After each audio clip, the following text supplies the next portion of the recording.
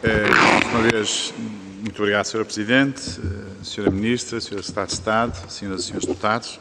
Desta vez vou falar sentado porque tive a informação que se falar de pé, que a gravação não fica correta e, portanto, que eu gosto de falar de pé para respeitar as pessoas que estão cá, portanto, é uma questão de feitio meu. Mas eu ia começar por a questão que foi levantada exatamente pela Sra. Deputada do Partido Socialista, em que o Partido Socialista criou uma linha chamada Ligar Salva-Vidas.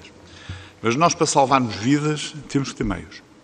Isto é, não basta ter uma linha, é preciso, de facto, que exista capital humano em vários sítios, é preciso que haja formação e capacitação a vários níveis e dos vários profissionais envolvidos na emergência médica e também no serviço de urgência, embora aqui estamos a falar do Instituto Nacional de Emergência, que obviamente tem uma colaboração com o serviço de urgência por causa das MERs, mas tem uma independência própria.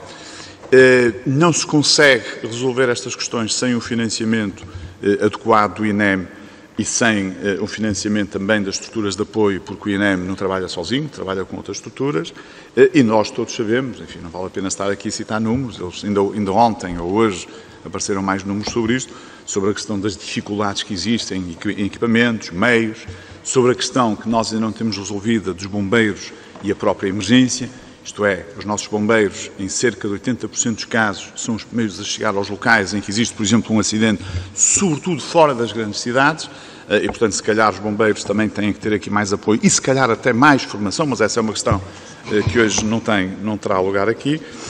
E também, obviamente, da questão do Centro de Orientação de Doentes Urgentes, o chamado CODU, que, de facto, também tido dificuldades. E o próprio apoio que os serviços de urgência também dão à emergência médica para ela poder funcionar corretamente.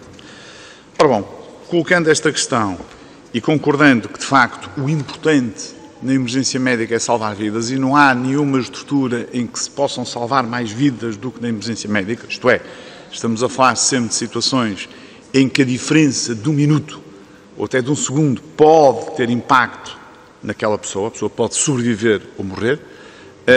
Portanto, estamos a falar de uma área extremamente delicada, de uma área em que nós temos de facto que investir. Eu sei que a Sra. Ministra, mas como não é isto que nós estamos a falar agora, no plano de emergência já tem algumas medidas relativamente ao serviço de urgência e à emergência médica, mas não posso deixar, nesta primeira sessão em que estamos a falar concretamente do INEM, saber se aconteceu mesmo ter sido desviado algum daquele capital que estava atribuído ao Instituto Nacional de Emergência Médica para outras áreas, se isto é assim mesmo ou não. Saber também qual foi o motivo principal, esta questão já foi colocada pelo Sr. Deputado Chega, mas eu vou reforçá-la, da auditoria financeira ao INEM e, finalmente, na sua opinião, como nossa Ministra da Saúde e como responsável pela saúde em Portugal, não só do SNS, mas toda a saúde de uma forma global, sendo que a sua intervenção mais direta é no SNS e menos no setor privado e social, o que é preciso fazer para nós conseguirmos reforçar o INEM, para termos aquele INEM que possa salvar mais vidas do que aquelas que neste momento nós estamos a conseguir salvar. Muito obrigado.